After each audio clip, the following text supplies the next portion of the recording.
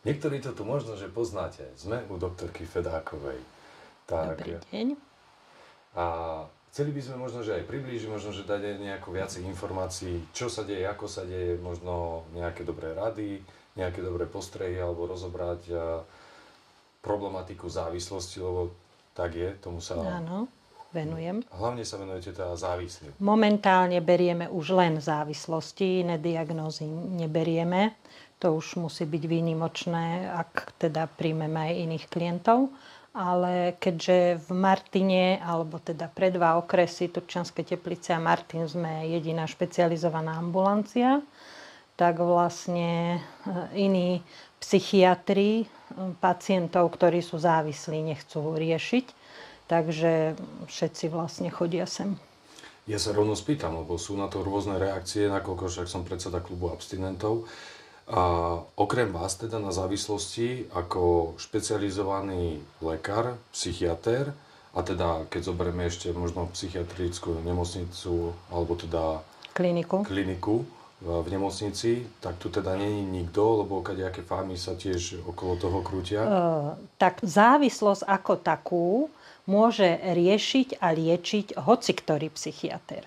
Ale s tým, že je to komplikovaná práca, tak sa tomu psychiatri bránia a nechcú takýchto klientov riešiť a vybavovať. A keďže u nás je špecializovaná ambulancia, tak si to tak akože zjednodušujú. A rozdiel, keď vy riešite závislosti a bežný psychiater, lebo z vlastnej skúsenosti veľa lekárov nemá také informácie o závislostiach, lekári. Obvodní lekári proste povedia, daj si jeden, daj si one, keď máš ťažko. A proste takéto múdrosti. Možno, ako to vnímate vy? No, keď to rieši psychiater, tak každý psychiater vie, čo tá závislosť obnáša a vie, ako viesť toho klienta, čiže ho vedie k abstinencii. Ale bohužiaľ stretávam sa s tým veľmi často, že bežní lekári nerozumejú tomu, čo tá závislosť je a ako funguje. A že klient, ktorý je závislý, jednoducho už nesmie konzumovať látku, od ktorej je závislý. Ani po období abstinencie. Bežne sa mi stáva, bohužiaľ, že klienti sú liečení u nás, potom majú rôzne somatické komplikácie a keď sa im ten stav zlepší, tak im lekár povie, že veď už teraz si môžete dať, lebo už pečeň sa vám zlepšila, alebo proste krvný obraz, alebo už akékoľvek iné ťažkosti, ktoré boli spôsobené tým alkoholom, sa upravia, tak už z pohľadu toho iného somatického lekára to je tak, že už je to v poriadku, tak už môžu. Sú to viac menej teda dezinformácie od lekárov. Áno, bohužiaľ musím to tak povedať, že je to dezinformácia od lekárov a klienti, ktorí sú u nás liečení, tak ich na to aj upozorňujem, že sa im to môže stať, takže si na to majú dávať pozor a jednoducho aj keď im lekár povie, že už môžu piť, že oni ako závislí sú poučení o tom, že už piť proste nemôžu za žiadnych okolností. V takom prípade, keď lekár, berme teraz tú pozitívnejšiu stránku, lekár je edukovaný, vie, že proste jeho spádový pacient, alebo proste však, ktorý k nemu chodí, má problém so závislosťou, čo sa dá teda identifikovať alebo diagnostikovať relatívne ľahko. Máme všade ľudí. Áno. A už sa dostane teda, potom odporúči na vás. Príde sem nový pacient, ako som tu ja prišiel, že to je 12 rokov. 13, keď som sa tu objavil, tiež samozrejme v ťažkej to situácii, nebolo mi rady. Áno. Tak aký je tu teda postup? Vy túto ambulanciu, tuto už ste teda nejaký ten piatok? Momentálne to máme tak od covidu, že sa u nás objednáva, čiže pacient, ktorý príde, väčšinou teda najprv si telefonicky dohodne termín, a príde na termín. Takže nejakú dobu čaká. Zahájiť liečbu by mal obvodný lekár, keďže k špecialistom momentálne sa čaká nejaký čas. Takže potom, keď je ten stav akútny, tak to komunikujeme s obvodným lekárom, ktorý predpíše lieky, aby vlastne sa tá akútna fáza zvládla, kým k nám príde. Keď je stav veľmi zlý, tak vezmeme aj hneď, alebo proste dáme skorší termín. Alebo potom, keď dôjde k nejakej dekompenzácii stavu počas víkendu, môže ísť pacient na pohotovosť, na urgentný príjem, na psychiatriu, čiže tých možností je viac. Skúsme to dať do rečí bežných ľudí, to znamená človek, poviem príklad, budeme riešiť alkohol, ten mi je predsa najbližší, s iným som nemal ja problém, ale mal som s týmto skúsenosť, bol som v období, kedy som pil som veľa, bolo mi už zlé, už zdravotné komplikácie, trávenie rozbité, všetko, proste vysoké dávky alkoholu. A nevedel som už ďalej fungovať. Lekár by ma poslal, že poďte, pani doktorke Fedákovej, hej, aby som si tu zavolal, objednám sa, teraz prídem tu a čo? Človek tu príde do ambulancie, takže najprv vlastne ho zaeviduje zdravotná sestra a potom ide na vyšetrenie ku mne, kde vlastne preberieme s tým pacientom, aký má problém. Keď je tu s príbuzným, tak odkomunikujeme to aj s príbuzným, pretože väčšinou pacient nemá žiadny problém, len tí druhí všetci. Poznám. No, takže vlastne v ideálnom prípade, keď prídu aj príbuzní alebo proste nejaký doprovod k tomu pacientovi, aby sme to vedeli posúdiť závažnosť toho stavu. No a potom podľa toho, ako je pacient spolupracujúci a aké má aktuálne telesné obťaže, postupujeme. Bohužiaľ, vo väčšine prípadov začíname ambulantnú liečbu, pretože väčšina pacientov nechce ísť na odvykaciu liečbu, väčšina si ani nemyslí, že má nejaký problém. Takže vlastne dá sa povedať, ako keby som začínala hrať s ním tú jeho hru, takže mu dám možnosť mi ukázať, že či to teda ambulantne zvládne a v akom závažnom stave sa nachádza, že či je schopný ambulantne to zvládnuť alebo nie. Takže vlastne nastavíme nejakú liečbu, ktorá je zameraná na to, aby sa zmiernili abstinenčné prejavy, aby sa ten stav telesný zlepšil, aby vlastne sa znížila chuť na alkohol, ak sú tam ešte nejaké iné psychické obťaže, tak ešte sa dá iná liečba k tomu, ale väčšinou začíname tou anticravingovou a proste liečbou, ktorá vlastne to baženie zníži a zníži abstinenčné prejavy. Ak to zle poviem, tak ma opravte, ale medikamentozná liečba ako s liekmi, není liečba taká predsa, že mu predpíšete doktorky doktorka tabletky a je vyliečený. A on je vyliečený, alebo zrazu nemá problém, stráti chuť alebo podobne. My sme aj na liečení, aj vo svete abstinentov bežne hovoríme, to je len pomôcka, barlička, ktorá jemne odľahčí tie píkové situácie, alebo... Ja aj tak? Pacientom to rozprávam, že tie lieky sú možno len nejakých 20% toho, čo im to pomôže. Tých 80% vlastne je na tom pacientovi. No, čiže pacient, keď ako aj tu začne rozprávať, že on potrebuje tabletky a už je dobré, no není dobré. Pretože pacient tie lieky ovplyvňujú len tú farmakologickú časť vlastne, ktorú tá závislosť obnáša, ale tú psychickú a psychologickú neovplyvňa. Čiže to, čo máme naučené, tie rituály, že v určitých situáciách si vypijeme, v určitom prostredí si vypijeme, alebo teda užijeme nejakú látku, nemusí sa to týkať len alkoholu, tak to máme naučené, to máme v hlave. A jednoducho, keď sa do toho prostredia dostaneme alebo do tej situácie, tak to naskočí a môže mať neviem aké lieky. Takú zázračnú tabletku, ktorú by sme užili a boli by sme vyliečení a nemali by sme vôbec chute, takú ešte nevymysleli. Mnohí snívajú o takej. Áno, snívajú, ale myslím, že tak to je nesplniteľný sen. To je práve tá cesta, že keď tu človek príde, ako ja som sa tu teda ocitol a takisto ste ma poslali, som bol už zrelý na liečbu. Ano. Nie, ja som presne táto... No. Ja som mal svoju pravdu a však došiel na psa mráz, tak musel som teda niečo urobiť viac, aby som sa ja posunul. Ale teda dostane nejakým spôsobom lieky alebo nejakú takú pomoc, ktorá fakt niečo zmierni. Áno. Aby ľahšie možno prekladať niektoré tie ťažšie situácie.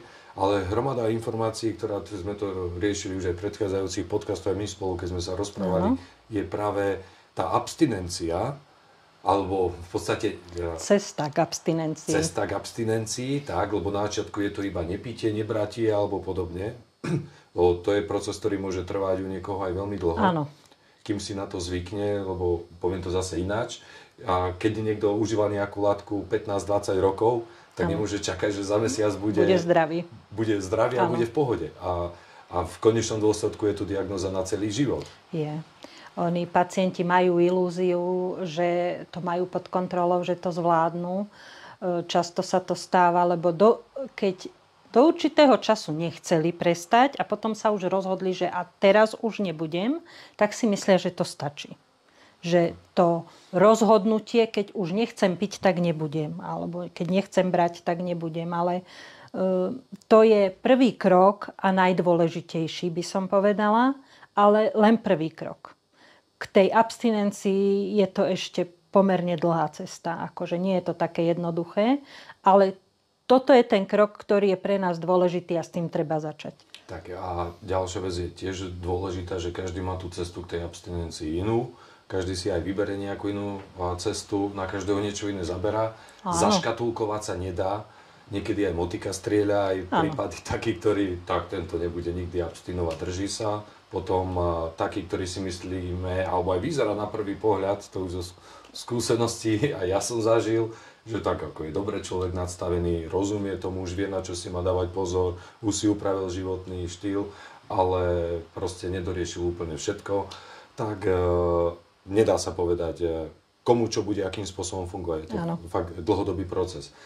Táto ambulancia je pre niekoho, aj pre mňa bola teda taká hrozostrašná, to bolo niečo tragické. Ja som aj na vás počul také príhody, príbehy a všeličo možné. Takisto ako sa rozprávalo o našom klube, že oni si tam nalievajú, oni tam pijú a to je toto a rozprávajú kadejaké blúdy. A pani doktorka, vy sa venujete koľko tejto problematike? Jaj, veľmi dlho, od roku 91. 91, to je 33 rokov. Za 33 rokov vám to už prešlo cez ruky. Veľmi veľa. A takisto si nedovolíte povedať, že keď niekto príde tu nový, že akým spôsobom dopadne. Nie, to sa nikdy nedá. A už mám skúsenosť takú, že fakt som liečila klientov, u ktorých už všetci nad nimi zlomili palicu, už prišli, že sú beznadejný prípad a napriek tomu bola taká konštelácia hviezd alebo neviem čoho, že ich niečo oslovilo a prestali a abstinovali. Takže žiadny pacient pre mňa nie je stratený, lebo vždycky môže dôjsť k tomu, že ho niečo osloví a proste príde k situácii, kedy prestane. Keď sa vrátime k tomu postupu, teda príde tu nový človek, vy ho zdiagnostikujete, ja každému hovorím, tak nás to aj na liečbe nám to vysvetľovali. Na to je normálne logický postup, kedy čo ako človek používa, v akých situáciách, koľko to je, krvný obraz to podpisuje a hromada takýchto informácií, to nie je vyťahnuté z prsta, že sa niekto pozrie. Áno, dá sa prečítať na tom človeku, ten bude mať asi problém s tým a tým, ale... Sú také typy, kde dá sa povedať, že stanovíme diagnózu od dverí, lebo je to úplne evidentné, ale zase sú klienti, u ktorých ani ja by som na prvý pohľad nepovedala, že majú problém so závislosťou a majú. Takže sú aj takí, ktorí mňa oklamú aj po tých 33 rokoch, ale v konečnom dôsledku, keď sa na to príde, tak im vždycky poviem, že neoklamali mňa, ale sami seba. To znamená, že... Príde teda, ešte ideme tú takú postupnosť by som chcel posunúť ďalej. Príde tu teda človek, zdiagnostikujete, dáte mu odporúčanie, čo má akým spôsobom riešiť. Koho posielate na liečbu a koho nie? Na liečbu, keď stanovím závislosť, tak posielam každého. Ale nie každý tam chce ísť. Každému vysvetľujem, keď už teda zistíme závislosť, že skutočne 95% ľudí to bez tej odvykacej liečby nezvládne. Aj mám takú skúsenosť, že ozaj takmer všetci. Minimum tu mám klientov, ktorí po stanovení diagnózy závislosti to ambulantne zvládli. Mám aj takých, nemôžem povedať, že zase nie sú. ale ozaj je to veľmi malé percento. Takže ústavnú liečbu doporučujem každému, len z toho dôvodu, že je to podstatne jednoduchšie, pretože prestať piť v chránenom prostredí je o mnoho ľahšie, ako zvládať ten abstinenčný stav a ten prvotný boj v prostredí, v ktorom je naučený piť alebo brať. No, takže je to lepšie v tom chránenom prostredí, aj je vyššia úspešnosť. Veď prakticky vaši pacienti tiež chodevajú ku mne na klub, Áno. ktorí iba za pomoci ambulantnej liečby a klubov sa držia. A sú, potom ešte jeden chodí z Ružomberka, ktorý zase chodí do Bystrice, do CPLDZ ako na ambulantnú liečbu. A aj oni priznávajú, aj potom mám 8-9 ročného abstinenta, ktorý iba za pomoci klubov abstinuje, ktorí sami povedali, keby sa mali vrátiť na začiatok abstinencie alebo tej cesty, tak si vyberie, čo sa bránil všetkými zubami, nechtami liečby, by si vybral tú liečbu, lebo on dlhé roky zbiera tie informácie, ktoré dostane za tých, teraz je 11 týždňov, je liečba, za tých 11 týždňov dostane prakticky celý návod, pod dohľadom. To aj vysvetľujem pacientom, že aj z toho dôvodu je dôležitá tá liečba, pretože to kvantum informácií, ktoré oni potrebujú dostať na začiatku tej liečby, ja v ambulantných podmienkach nie som schopná im poskytnúť, pretože proste tu na to nie je priestor. Keď sa to tak vezme na tej liečbe, je to 3 mesiace intenzívnej liečby a získavania informácií. No tu je čo? Prvé vyšetrenie trvá hodinu a potom 5 až 20 minút podľa toho, aký závažný stav to je, ale proste viac priestoru na toho klienta nemám. Takže ako proste to, čo on potrebuje vedieť, to ja mu nemôžem v tých ambulantných podmienkach poskytnúť a potom bohužiaľ to musí získavať na svojich chybách, čiže trvá to o mnoho dlhšie. Dlhšie, ťažšie. Áno. A dochádza potom sám nakoniec, ak to zvládne so stupom času, že nemal vymýšľať. Ja som vymýšľal, ja som čistý príklad, nebolo mi rady a som rád, že som... Takmer všetci vymýšľajú. Áno. Mne málo kedy sa stáva, aspoň kolegovia popisujú, že sem tam mávajú takých klientov, že prídu a už sami seba zdiagnostikovali, že teda majú taký problém, lebo si vyčítali na internete alebo už s kým odkomunikovali. Mne fakt sa to stalo vo veľmi málo prípadoch, že prišiel pacient a povedal, že mám problém, áno, idem sa liečiť. To málo kedy sa stáva. No, niekedy sa stáva, že prídu, že majú problém, ale oni majú problém... Nie, že by si priznali, že majú závislosť, ale oni majú problém, že tlačí na nich to okolie, že zlyhávajú buď v domácnosti, alebo v práci, alebo proste v tom širšom okolí. Takže oni ich dotlačia. Oni už priznajú, že nejaký problém tam je, ale stále nechcú prestať piť. No, to je tá ideálna cesta teda. Stanovíte diagnózu, pošlete na liečbu, ideálne ten človek na tú liečbu nastúpi, absolvuje celú tú liečbu. No a potom však sa chodí, ako aj ja som chodieval na kontroly, aj po liečbe proste, alebo má kontakt, ja som mal kontakt teda so svojou materskou liečebňou, kde som bol liečený. Začína tá cesta abstinencie, ideálna cesta. V tú ťažkú cestu teda, keď si vybere človek tú ambulantnú, čo teda ste, ako ste sama povedala, áno, tých 5% možno to dá s ambulantnou liečbou. Áno. Hej. Je to fakt minimum ľudí. Áno, strašné. Veľmi malé percento. Koľko ľudí máme tu závislých, koľko ľudí už tu sa premlelo za tie roky. Fakt máme všade ľudí. A keď to aj na besedách hovorím všade, keď sa pýtam, že či je niekto taký, kto nemá vo svojom okolí žiadneho závislého, či už v blízkom okolí ako rodinom alebo susedskom, proste ľudí, ktorých dennodenne stretáva, nech zodvihne ruku, nikto nikdy nezodvihol ruku. Áno. Raz si to jeden dovolil, potom keď som sa spýtal, že ozaj, ako, nech sa zamyslí ako vo svojom okolí, no tak potom ostal ticho. Tá závislosť je všade. Je. A v akom štádiu vývoja závislosti ten každý človek je, tak to je zase na inú tému. Áno. Ale však tu sa už, keď sa tu už niekto dostane, tak už má ten problém. Stalo sa teda, že tu prišiel niekto a vy ste mu povedali, že nemáte problém? Áno, aj to sa mi stalo, že tu človek prišiel a s tým, že teda má problém s alkoholom a nakoniec sme zistili, že A to není problém s alkoholom. Nehovorím, že nemal problém, mal, ale to pitie bolo sekundárne. Aj to sa stáva. Áno. Takže treba riešiť zase príčinu a primárnu. Áno. Takisto ako je to aj na liečbe, je človek, ktorý je multizávislý, ako drogy, alkohol, gambling, všetko zonimal, zistí sa primárna závislosť a hlavne o tej primárnej sa potom lieči.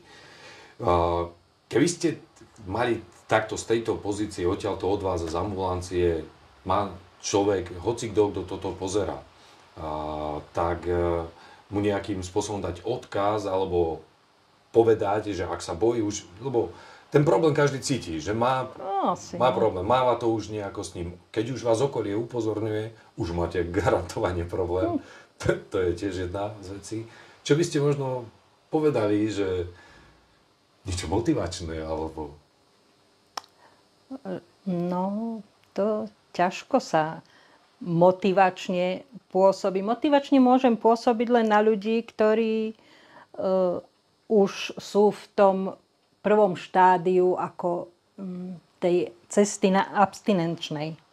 Ale tí, čo sem idú ako prvýkrát, to je strach, to je obava, jednak to, že už teda budem mať nejaký ten biľak, že ma už nejako označkujú, kde nechcem byť, takže sa tomu zubami, nechtami bránia, takže majú z toho hrôzu. Druhá vec je, že psychiatrická ambulancia, ešte stále si povedzme, že ísť na psychiatriu je úplne katastrofa. No, potom riešia to na každú jednu stranu, ale keď už nejaký problém je, nič za to nedajú, keď sem prídu, porozprávajú sa, ešte ich to nezavezuje k ničomu. Možno sa len zorientujú v problémoch, ktoré majú.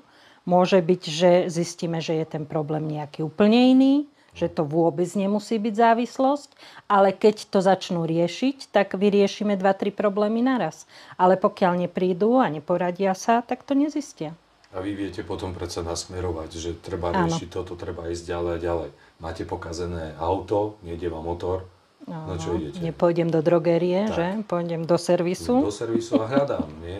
A tiež nie každý servis vám môže sedieť, môžete aj vymeniť, hej? Aj to je samozrejme. To je to isté aj potom pri psychológov, hej? Treba nájsť takého, ktorý vám aj nejakým spôsobom aj sadne. To aj hovorím klientom, že jednoducho neviem im ja poradiť psychológa. Môžem im doporučiť s tým, že na čo sa asi približne orientujú. Ale ten terapeut presne musí tomu človeku sadnúť. Nie s každým si osobnostne sadneme. Takže treba vyhľadať niekoho, kto nám sadne, kto nám je príjemný a komu sa otvoríme. Keď niekomu neverím, no tak to ťažko ma bude liečiť. Tak. No. Ja iba dám, takto som ťa iba idem skontrolovať, či žijeme na jednej, na druhej kamere, nahrávky. Dobre, ideme 23 minút iba. Hej? No. Už sme všetko povedali. Nepovedali sme všetko. Vždycky je, akú informáciu odovzdať ďalej, lebo verím tomu, že tomuto podcastu, tomuto videu sa dostanú tí, ktorí sú možno zvedaví na ďalšie informácie, zvažujú, nevedia už, akým spôsobom majú. A cieľom tohto je jedna vec aj troška edukovať, troška aj priblížiť tú druhú stranu, lebo ako ste povedali, ako psychiatrický pacient som teraz označený. No povedzte mi, keď má niekto psychiatrickú diagnózu, že je závislý, to je a alkohol je... F10 až F19 sú závislosti. Áno. V čom to môže niekoho v robote, alebo aké to potom urobí obmedzenia? No, tak závislosť môže urobiť pomerne veľké obmedzenia, pretože závislý človek nesmie šoférovať, nemal by. Zo zákona nám vyplýva, že keď zistíme závislosť, mali by sme dať odobrať vodičský preukaz. Ale bežne to nerobíme, pretože nebudem trestať niekoho, kto sem príde a chce s tým niečo robiť. Takže väčšinou sa to takto nedeje, ale už keď klient nespolupracuje, že proste nechodí, nelieči sa, opakovane porušuje abstinenciu, tak potom... Máte to právo? Áno. Ja mám povinnosť zo zákona dať odobrať vodičský preukaz, a to už nehovorím o klientoch, ktorí majú epileptické záchvaty. To už im na urgente rovno dajú odobrať. Takže potom aj čo sa týka niektorých povolaní, tak to môže robiť problém, tá závislosť, ale zase, keď aj okolie vidí, alebo aj lekár posudzujúci ako zdravotnú spôsobilosť vidí, že ten pacient pre seba niečo robí, tak sa už na to inak nahliada, ako keď nespolupracuje a proste pokračuje v pití. Ináč povedané teda, keď môže byť nebezpečný, nielen pre seba alebo pre okolie, vaša povinnosť je ho zastaviť. Áno. Presne keď ten tak. človek chce hľadať cestu, ako ja, mne nikto nechcel zobrať vodičák, a to som teda liečený abstinujúci alkoholik, ale teda lekári určili asi, že som, tak isto, že som schopný normálneho života a normálne fungovať a mňa to v ničom neobmedzuje. Hej. Takže v konečnom dôsledku to nemusí byť prekážka, na všetko sa dá urobiť možno... To sú možno, neviem, aké špecifické povolania, kde nemôže byť človek, lebo to ani neviem, či sa dá zaškatulkovať, lebo tá závislosť je, keď sa tak Nedá pozeráme, sa to úplne zaškatulkovať. Záleží to od viacerých faktorov. je to individuálne. Je to individuálne. Alebo ináč povedané, nemusíte sa toho báť. Určite nie. A pacient, ktorý sem príde, určite nebude trestaný alebo postihovaný tým, že sem prišiel. Keď je niekto závislý, tak väčšina lekárov to už posúdi, že je, takže oni už potom majú problémy aj pri tých pravidelných prehliadkách pracovných, takže oni sú už rôznym spôsobom obmedzovaní. Takže to hovorím, že je lepšie tomu predchádzať a prísť sem a niečo s tým robiť, ako to nechať zajsť do krajnosti a potom ozaj skončia v akútnych stavoch v nemocnici. Takže v robote chodí na pravidelné prehliadky, v karte má napísané, že má diagnózu F podľa závislosti, tak ten lekár vie teda, že ju mal diagnostikovanú. Áno. A môže mu to teda potom spôsobiť problém, že ten lekár mu napríklad neumožní robiť nejakú robotu? Lekár potom väčšinou žiada vyjadrenia potom odo mňa, že v akom stave je ten dotyčný klient a v akej fáze je liečby. Ak je spolupracujúci, tak ho to v ničom neobmedzuje. To je veľmi dôležité. Pokiaľ máš problém, príď, všetky informácie, cestu, čo treba urobiť, všetko viete povedať vy, vieme povedať my na klube, vedia psychológovia povedať. Proste stačí na tú cestu vystúpiť, nastúpiť na tú cestu, začať robiť to, čo bude prakticky povedané, proste nechať si poradiť v tomto. A keď to teda človek bude dodržiavať, lebo aj mňa sa pýtali ako predsedu klubu, či niekto chodí na klub, aké je proste taká spätná väzba, ako sa ten človek drží. A keď toto človek dodržiava, tak v konečnom dôsledku veľmi dôležité, fakt ho to nemusí v ničom obmedzovať. Presne tak. Lebo z druhej strany, z druhej mince sa na to môžeme pozrieť aj tak, že sú mnohí, ktorí majú problém, majú vážny problém, sú ututlávaní, kadejako držaní pod pokrievkami, voľne sa pohybujú medzi nami, voľne fungujú a robia aj veľmi nebezpečné práce, alebo môžu proste byť život ohrozujúce, lebo to je niečo ako šoferovanie pod vplyvom. To auto je zbraň v tom prípade. Šoféri kamiónov, autobusov, to sú veľké vozidlá a pokiaľ sú závislí a neliečení, tak tam skutočne môžu spôsobiť závažné nehody. Takže je vždycky lepšie, keď sa začnú liečiť, ako keď to neriešia. Ja som povedal, keď sme sa rozprávali ešte predtým, jednu moju obľúbenú vetu, ktorá je síce tak cucnutá, do dvoch vecí, a to je, keď človek dodržiava pravidla, ktoré sa naučí na liečbe, čo má robiť, ako proste všetky tie informácie. A druhá vec, keď bude so sebou robiť niečo ako so svojím vnútrom, to, čo ho trápi, proste kde hľadať tie svoje achillové päty, tie svoje slabiny a dá si na ne pozor, tak ja verím tomu, že ten človek musí abstinovať. Či ťažšie, ľahšie, ale bude abstinovať. Áno. To znamená, že máš problém, v robote idú ťa vyhodiť kvôli alkoholu a podobne. No a čo? Dá sa riešiť. Ideš na liečbu, nastúpiš cestu, budeš chodiť na kontroly, budeš chodiť na kluby, alebo proste stačí na kontroly. Viete zistiť, ideálne je fakt byť aj napríklad na tých kluboch, kde byť so svojimi, ktorí tomu rozumejú, Áno. keď je nejaký problém, tak proste spätná väzba bude byť presne ako ste povedali. Ten človek sa snaží, vie, robí preto a rieši aktuálne svoje problémy, rieši to, čo ho má byť, proste nastúpi na tú normálnu cestu a život ide ďalej. Áno. Keď nie, tak to končí vždy predčasnou smrťou. Áno. Závažnými komplikáciami a smrťou. Tak. Či sa skráti život o rok, o 2, o 5, o 10, o 15, proste môže to byť. Ľudia si nedajú povedať. Len bohužiaľ niekedy to končí aj smrťou niekoho druhého z toho okolia, s tým, že sú tam rôzne potom komplikácie, že tí klienti sú agresívni, môžu spôsobiť nehody, môžu v tých psychotických stavoch niekoho ohroziť. Takže to je smutné, že ohrozujú skutočne nielen seba, svoje zdravie a svoj život, ale aj život a zdravie tých ľudí, čo sú okolo. Tak. Z druhej strany sa skúsme ešte pozrieť. Pozerá toto niekto, kto má svojho príbuzného, ktorý má problém. Jedno teda, budeme brať celkovo iba ako závislosť, či je to alkohol, drogy, alebo gambling, alebo proste iné druhy závislosti. A vie a hovorí tomu svojmu blízkemu, máš problém, chod s tým niečo robiť, dohodne. Čo by ste odporúčila takéto osobe, že ako má postupovať, ako pritlačiť možno, alebo čo preto treba urobiť? No, bohužiaľ mám skúsenosť takú, že dohováranie a kladný postoj a prístup väčšinou nemá úplne žiadny efekt.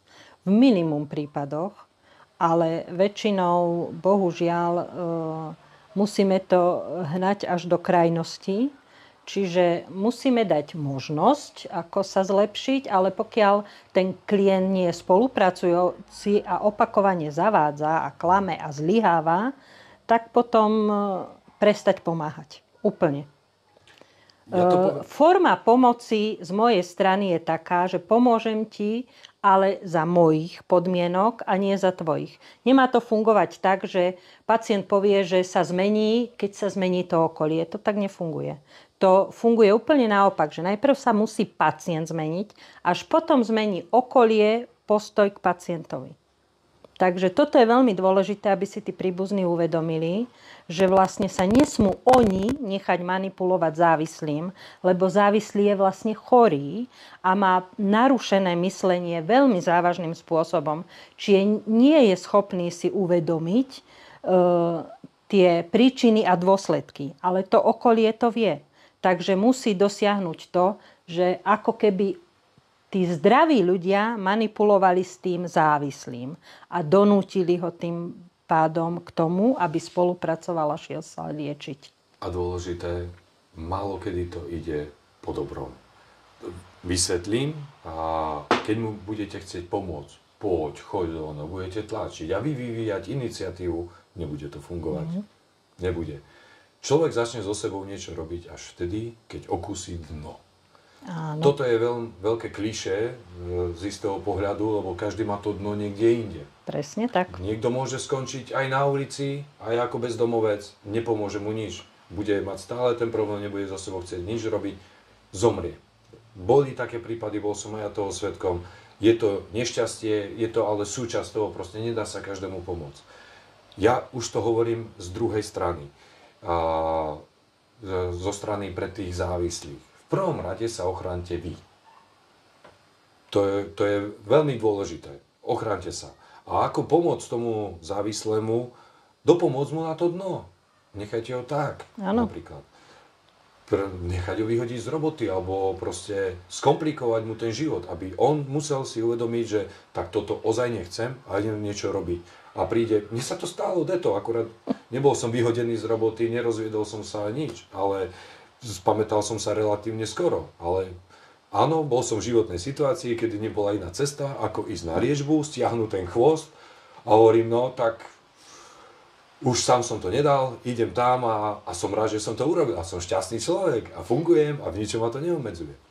Takže mu dopomôcť na to, aby sa mohol od niečoho odraziť. Aby spadol. Aby spadol. A ako to urobiť? Ja som bol nieraz aj v rodinách, kde sme sa o tomto rozprávali, zistili presne, a zistili cestu, ako to urobiť a tomu v dobrom je to v dobrom, fakt. Áno. Hovorím tomu ja, riadený zostrel. Proste naplánovať to, aby ten človek proste dopadol. A to môže byť fakt odchod, vyhodenie z roboty, totálna ignorácia, rozídenie, proste neviem čo, proste, aby ten človek už vedel, lebo závislý sa im bude manipulovať. Áno.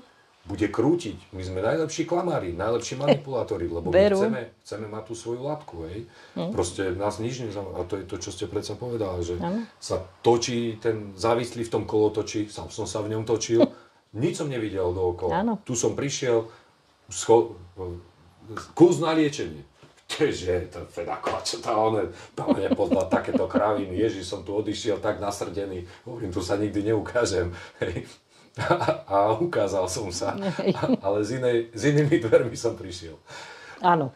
Áno, teraz je iná cesta. Tak poraďte sa.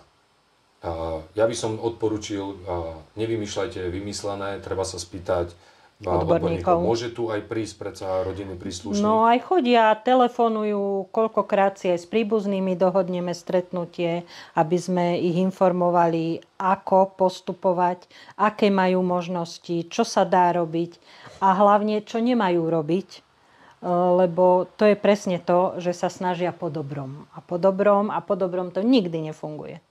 Nikdy.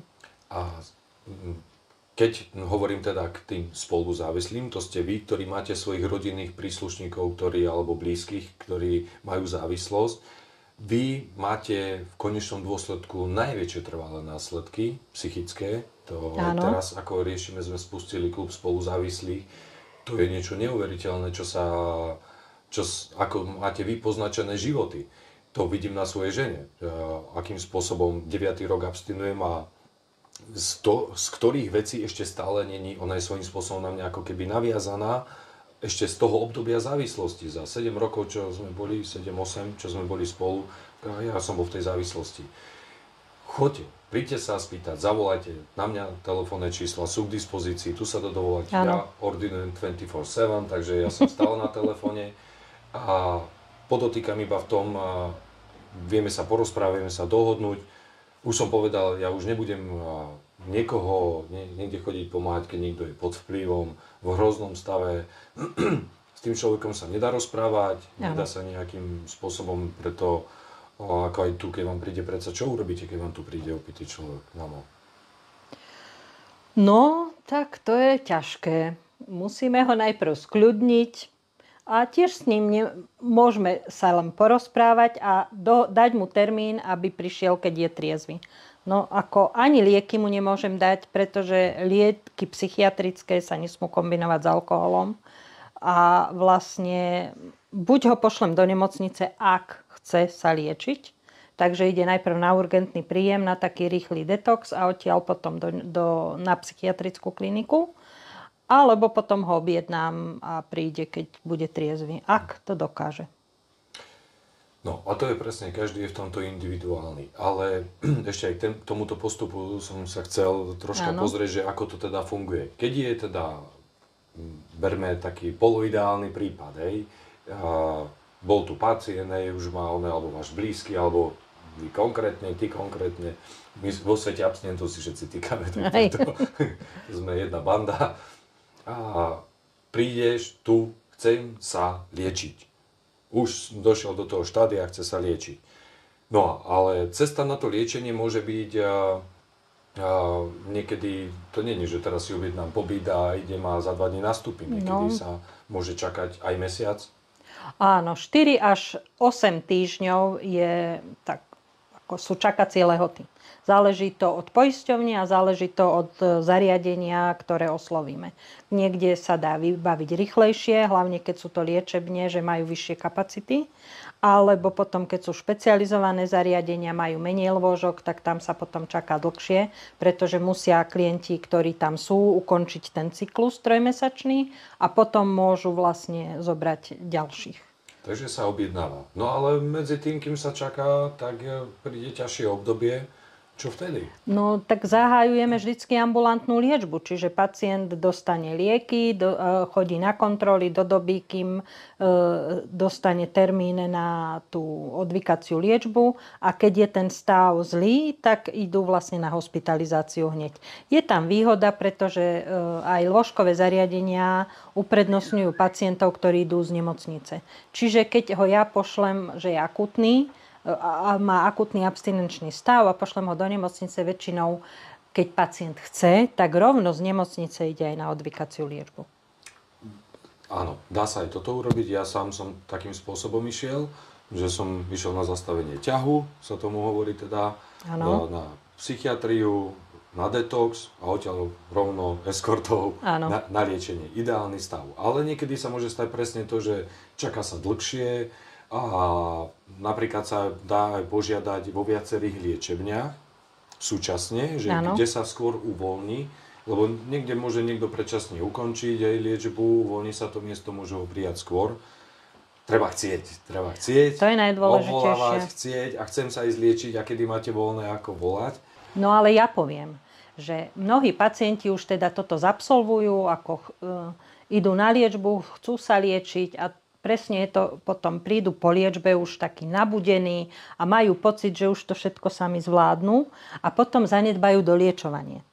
Čiže prestanú chodiť na kontroly, odmietajú brať lieky, lebo keď oni už chcú abstinovať, tak to už teraz pôjde samé, nechodia na kluby, nejakú dobu abstinujú, možno pár mesiacov, niektorí môžu aj rok, niektorí aj 2, ale proste časom už tak zabudnú na to obdobie pred tou liečbou a potom ich zloží nejaká drobnosť, alebo už prestanú byť ostražití a myslia si, že však jeden si môžem dať a už sme zase tam, kde sme nechceli byť. To je presne ten prípad, keď zabudnem, s čím mám problém, nepripomínam si to. Áno.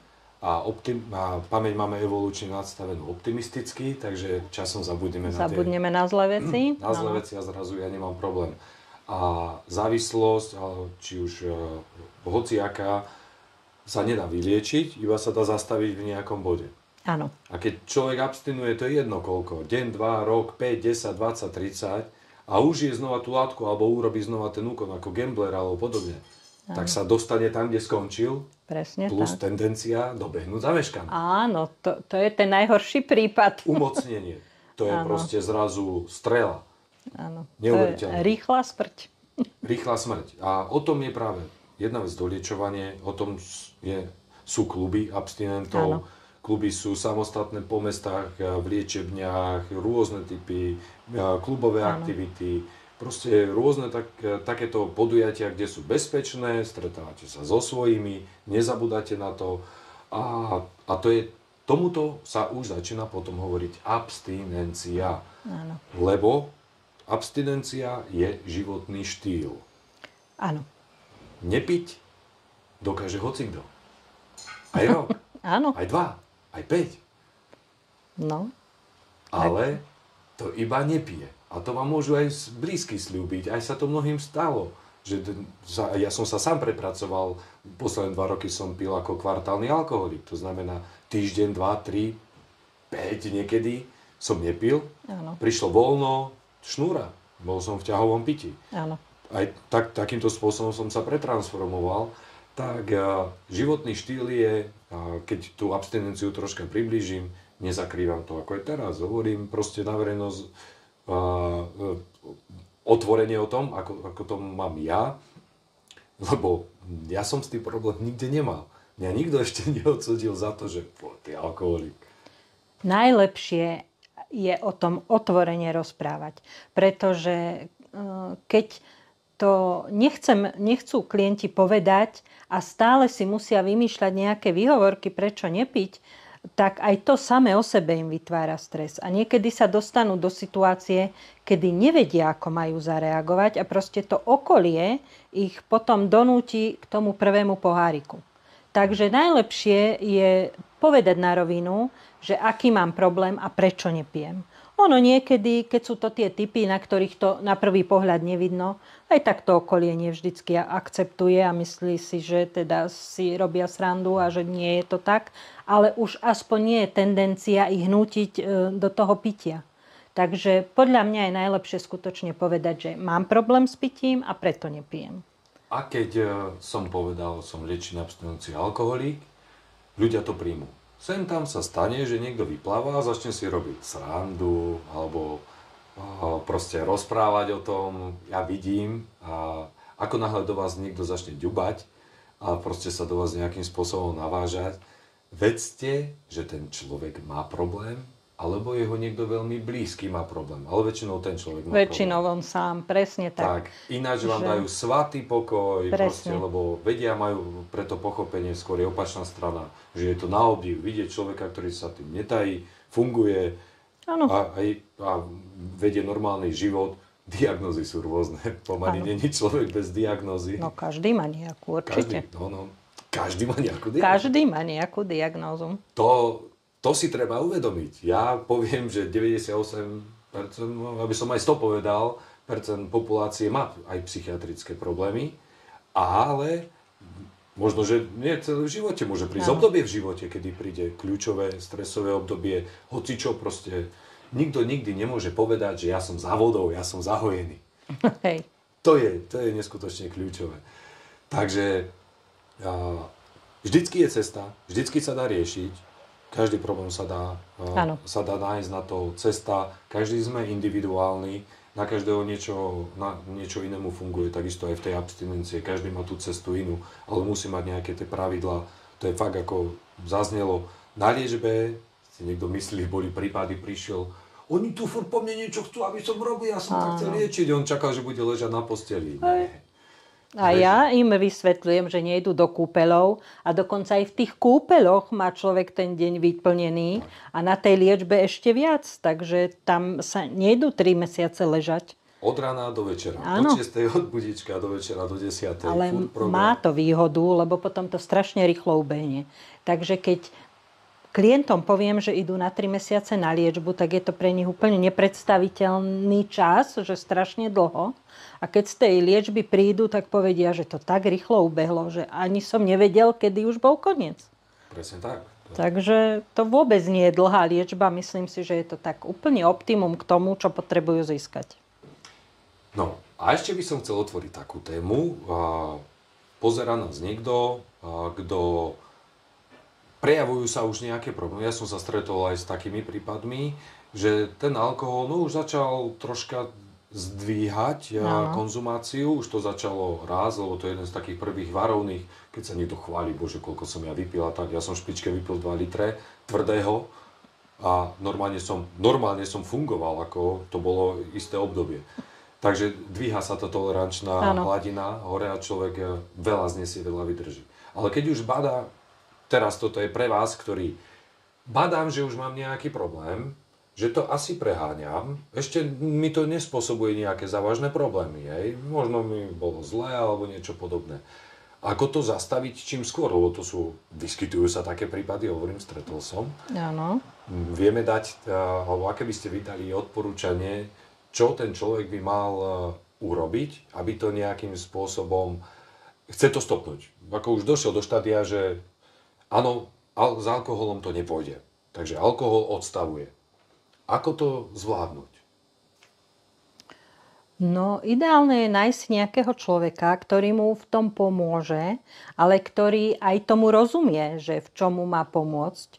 Takže, ale určite s niekým o tom komunikovať, aby niekto mu pomohol zvládať tie krízové obdobia a tie problémové, pretože aj človek, keď sa rozhodne nepiť, tak sa dostane do fázy, kedy je dekompenzovaný po psychickej stránke, po fyzickej stránke a už proste má pocit, že už ďalej to nebudem ťahať a prečo by som si zase nedal. Ale ten druhý potom ho potiahne. Že veď už keď si toľko vydržal, tak už vydržaj ďalej. Veď 1 deň, 2 dní, počkaj, aby mu pomohol tie krízy niekto prekonať. Pretože keď to človek robí sám, tak je to ťažko. Druhá vec, ja tu vždycky preberám s klientami aj dôvod, prečo sa rozhodli abstinovať. Niekedy, aj keď si niekto vyberie zlý dôvod, tak to vedie k recidíve. Pretože keď niekto sem príde a povie, že no tak nejdem piť kvôli žene. Doma sa pohádajú, prvé čo urobí, tak ako keď si ma nahnevala, tak si idem vypiť. Takže človek nemá piť kvôli tomu okoliu alebo prestať piť, ale mám prestať piť kvôli sebe, kvôli svojmu zdraviu a kvôli svojmu životu. Keď to si takto nastavím, tak potom je menšia pravdepodobnosť, že zlyham. Možno sa pozrieme z druhej strany. Tá závislosť, alebo problém s alkoholom, ako sa to rado hovorí, vytvára problémy pod tým. Hej? Takže to znamená, že treba zameniť priority. Abstinencia, alebo ten triezvy život musí byť na začiatku a musí byť môj. Ja som mal aj v začiatku abstinencie na 1., na 2., na 3., na 4. mieste abstinenciu. Až potom išli ostatné veci. Lebo keď nebude abstinencia, nebude ani to ostatné. Nebude nič, áno. A s časom sa to začalo troška, stále abstinencia je najdôležitejšia, ale už zrazu vnímam veci úplne ináč, ako som vnímal na začiatku, ale to je cesta, ktorá nastupuje potom. Ale toto bolo veľmi dôležité, takisto ako s tým plne súhlasím, veď sme na tej istej vlne, preto ľudia, ktorí majú skúsenosti so závislosťami, vedia, ako to funguje a toto bola takisto veľmi dôležitá informácia. S kým sa radíte? Máš problém a pôjdeš sa poradiť s niekým, kto si popíja a povie, na to sa vykašľať. Ten problém je späť. Ideálne je, predsa učíme sa od tých, ktorým to funguje. Áno, presne takže vyhľadám nejakého fungujúceho, abstinujúceho človeka, ktorý má napríklad ešte, keď je to droga s drogou, čo teda alkohol alebo gambling proste, lebo aj to sú veľmi veľké špecifika. Alebo príde ku nám na klub, sú aj takí, ktorí proste prišli a chodevajú na klub, fakt čisto za pomoci iba klubov, nebo nikde ešte ani u lekára, ani podobne. A prídu, na liečbu by boli súci, nechcú ísť, sedia, pozerajú, ale a s odstupom času hovoria, že proste za pomoci toho im to, lebo kto vás iný pochopí, ako ten, kto má taký istý problém. Áno. A to vám garantujem, že človek, kým není závislý a si tým neprešiel, tak vás nikdy nepochopí. Z vlastnej skúsenosti. Takisto z opačnej strany. My nepochopíme, my závislí nepochopíme to naše blízke okolie, čo prežíva. To je ďalšia z bariér. Takže preto aj doporučujem aj tie A-kluby. Jednak, že pacient, keď príde z liečby, potrebuje nájsť komunitu ľudí, ktorí abstinujú a ktorí rozumejú tej závislosti, lebo koľkokrát, ako keď sa izolujú, že sú to introverti, ťažko sa im chodí medzi nových ľudí, tak to tak zanedbajú. A stýkajú sa zase s tými istými ľuďmi, ktorí vlastne tomu nerozumejú alebo ktorí ešte aj popíjajú. A potom zlyhajú. Takže vlastne treba nájsť nové kontakty, nových ľudí. Treba sa naučiť, že sa dá žiť, fungovať a viesť normálny, plnohodnotný život aj bez toho alkoholu, čiže dajú sa robiť rôzne športové, spoločenské akcie a nemusím si vypiť, lebo zabaviť sa dá iným spôsobom. A my abstinenti robíme po celom Slovensku, sú cez plesy, guľaše, opekačky, výstupy, turistika, proste čokoľvek, proste sú tieto akcie.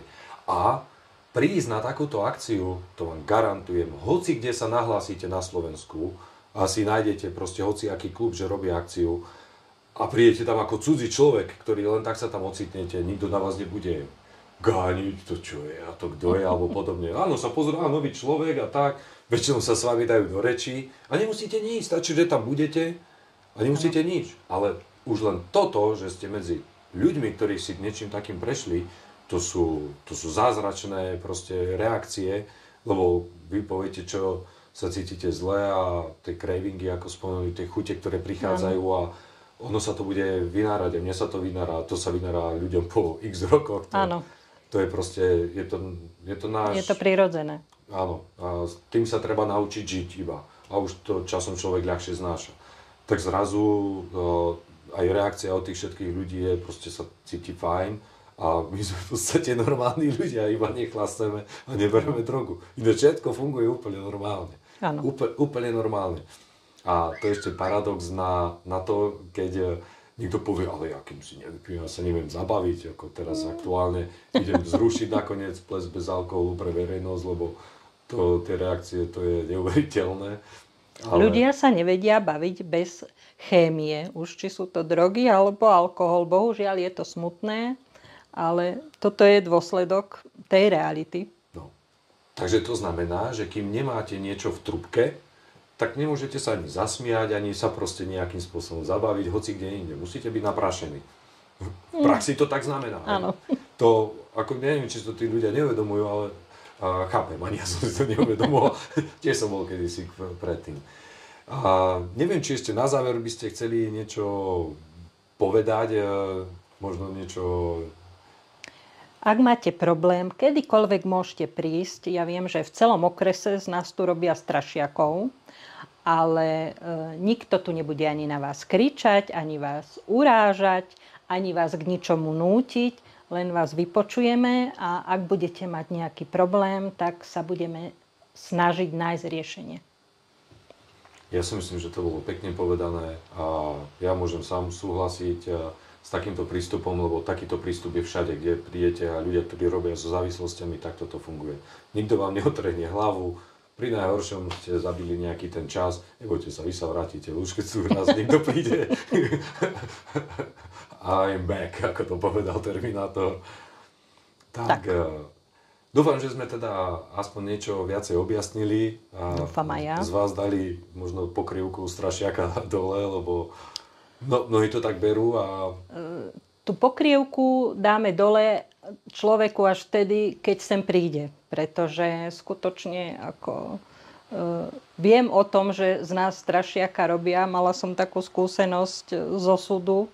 Posielajú nám pacientov na testy toxikologické, tak akože som bola u nich, že na čo ich sem posielajú, keď nerobia také isté. No ale vás sa boja. Tak ako viem o tom, že z nás strašiaka robia aj na súde, aj policajti, aj lekári, takže máme takú tú vizitku, že neviem, čo strašné sa tu robí. Ale nič. Tak. A popri tom je to tak jednoduché. Problém sa môže stať hocikomu, hocikedy.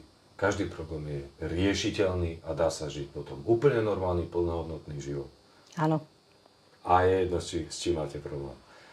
Ďakujem za pozornosť. Ja ďakujem, že sme mohli takto sa porozprávať a keď náhodou budú ešte nejaké požiadavky alebo nejaké spätné väzby, môžeme dať ešte ďalší možno nejaký rozhovor. Snažím sa robiť tiež také zaujímavejšie a pestré aj na rôzne témy tieto podcasty. Tak ešte raz veľmi pekne ďakujem. Nie je za čo. Pekný deň. A veľa úspešne abstinujúcich ľudí. Tak ja som spokojná, celkom dobrú úspešnosť máme na to, ako sa píše, že koľko je úspešne odliečených, takže ja som celkom spokojná. Koľko percentuálne? Percentuálne sa píše, že tých 10% odliečených je akože úspech. Ale myslím si, že to percento je aj vyššie. Tak, mnohí majú svoje cesty. Áno. Takže nádej vždycky je. Áno, nádej umiera posledná. Ale kým človek žije, vždy je nádej. Ďakujeme. Pozdravujeme. Dovidenia.